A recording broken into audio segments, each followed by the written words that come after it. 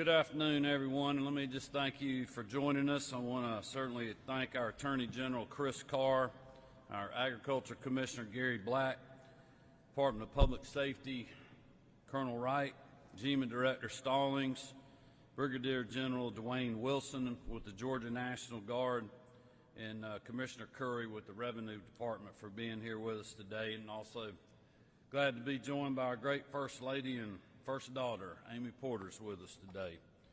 As you all know, yesterday I signed an executive order to temporarily suspend the gas tax in Georgia in light of the Colonial Pipeline cyber attack. This executive order included increasing the weights limits for vehicles transporting fuel, thereby providing more supply for stations as they receive deliveries.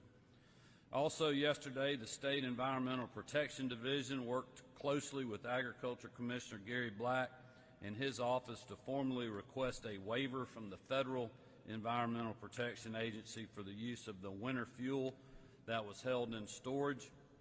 As of late last night, that waiver was approved, and I'd like to thank the EPA for doing so. While we do not believe the winter fuel mix will be enough to completely fix the shortages we're currently seeing, we are optimistic it will help increase supply in the short term. In terms of new actions today, I will be receiving a briefing from the Georgia Cyber Center soon in order to ensure all of state government is prepared for what may come our way next. My staff has also engaged the state's Cybersecurity Advisory Board, which my office launched in 2019 following the cyber attack on the Department of Public Safety. Comprised of professionals from the Georgia National Guard, Georgia Emergency Management and Homeland Security Agency, the GBI, the Georgia Cyber Center, and the Georgia Technology Authority. This advisory board will be coordinating with state agencies so that they are being as proactive as possible in preventing any other potential attacks to our state systems. I'll quickly note here that all state employees are required to complete quarterly cybersecurity training. While we are currently not aware of any potential threats to state systems, we're doing all we can to ensure that if an attempt is made, our employees and our agencies are well equipped to respond. My main message to Georgians today is that the most effective way to address the fuel shortages we are experiencing is for everyone to remain calm and only get the fuel you need to carry out essential activities. Please do not go out and fill up every 5-gallon can that you have. Doing so will only mean this shortage will last longer and more Georgians will be unable to make it to work, take their kids to school, or get to their medical appointment. We continue to be hopeful that Colonial will be able to meet their stated timeline for resuming normal operations by the end of the week.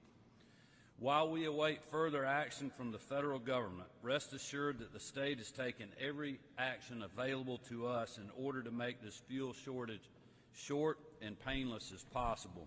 With that, I'm going to turn it over to our Attorney General Chris Carr to address price gouging. General?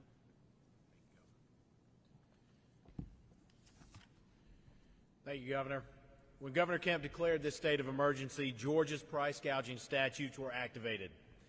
What this means is that while the state of emergency remains in effect, businesses may not charge more for products and services identified by the governor than they charged before the declaration.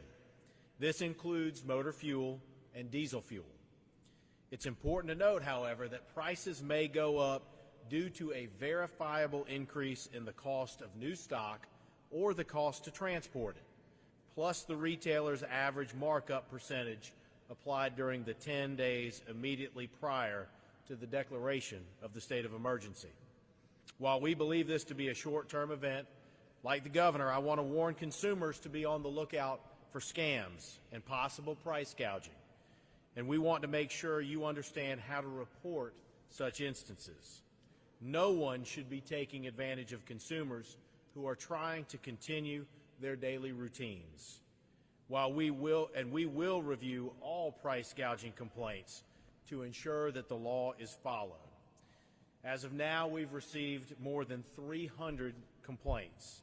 And if you see a scam or price gouging, call 404-651-8600 inside the Metro Atlanta area or 800-869-1123 toll-free outside of the calling area.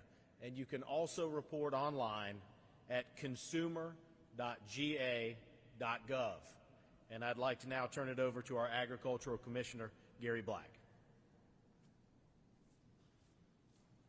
Good afternoon, everyone. I want to echo the governor and appreciate the urging of call. We have an opportunity here to work together as a family of Georgians. I'm confident we're going to get through this together.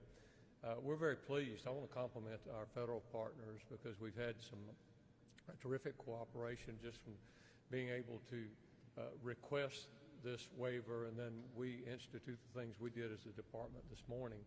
And so I think that spirit of cooperation will help us solve this problem.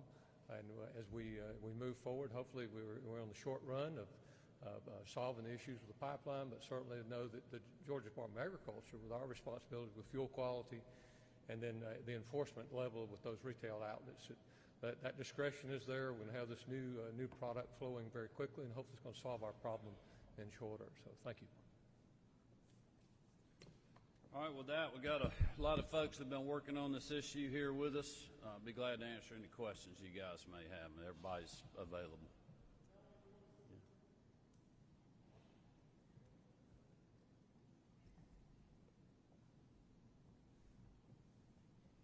Thank you, Governor. Have you had a chance, sir, to talk with anyone from Colonial Pipeline to get an update on how they are doing and making sure that this will end at the end of the week, sir? Yeah, I haven't personally spoken to the Colonial Pipeline folks. I mean, I've been, as you can imagine, the last couple of days been pretty crazy and have been on the road quite a bit. But our team has been in contact with a lot of different private sector partners that are involved or, part of that network to gauge supply. And, we're be quite honest with you, the feds are taking the lead on the cyber incidents, Homeland Security, FBI, and others, and we're just not getting a whole lot of information from them. So that would be great if we could get some more, but we have been able to, with our state partners here, as you can see, we've got everybody we have available trying to run this down. We're talking to a lot of the private sector folks. I may let Commissioner Black speak more to what the retail outlets are telling us. I know we've been in conjunction with them, but you want to add about the retail? What was the retail? What they're telling me about supply? About retail, we're one thing I think, speaking from the agriculture side of it, from diesel fuel, we're not really hearing any shortages yet, and so that's good. Got good supplies on at the production level. There are outages. Actually, I left home this morning having failed to gas up last night, and I was wondering if I was going to get here from Commerce. So, but I did. We found ample supplies on the truck stops up there. So we're here in Gainesville. I've heard some pressures there in and around the different parts of the state. That's been the case. Up and coming, I had a little report too. So hopefully, again, as these supplies begin to flow, that perhaps we can balance that out pretty quickly. Thanks, Commissioner. Thanks, Governor. Are there any additional steps that you could take to discourage people from, like you mentioned, hoarding gas or filling up too much? Yeah, look, I know that's very frustrating. It's frustrating for me, frustrating for a lot of our citizens when you see pictures of people literally filling up, 50, 100-gallon water tanks. There's no need to do that. There's no need to fill up every 5-gallon can that you have at your house. If something changes and we are told that this is not going to be a short-term problem, we will message that. But we are not getting anything other than that message right now from the White House, from anybody in the federal administration, or from the Colonial Pipeline Company. So we're just continuing to message what we're being told. Obviously, people are frustrated by hoarders, if you will. Again, I would just stress to everyone, don't get more, get what you need where you can get your kids to school, where you can get to work, where you can get to a medical appointment, but don't unnecessarily fill up every vehicle you got, every can you got. Give others the opportunity to do the same. we still have fuel flowing into the state. You know, we still have supply that's coming in. We've done everything under the powers that I have in the state government and these folks that are standing behind me to increase weights, drive times, working with the trucking industry. I mean, I have offered for the State Patrol to do escorts if that would help move fuel quicker. We will put anything on the table to get the supply to the retail outlet to make it available to our citizens. We haven't been taken up on that request as of yet, but I think what happened, you know, this problem existed Saturday and Sunday, but I don't think people were quite paying attention to the news. And then with the glut of the news on Monday, literally national news, obviously the state news here, people started getting concerned. They made a run on the pumps, wiped out a lot of the stations, and now it's just taking us longer than it normally would to get that supply to the marketplace because we don't have the Colonial Pipeline. So it makes sense to understand why we're in this predicament, but we're just urging people to be patient, get what you need, but don't get more than you need. Give your fellow citizens the opportunity to do the same, and just know that we're doing everything in our power to move the fuel here as quick as possible, but we just can't control what's happening with the pipeline or the company. The federal government and Homeland Security is taking the lead on that. We just don't have a lot of information, quite honestly. I wish we had more.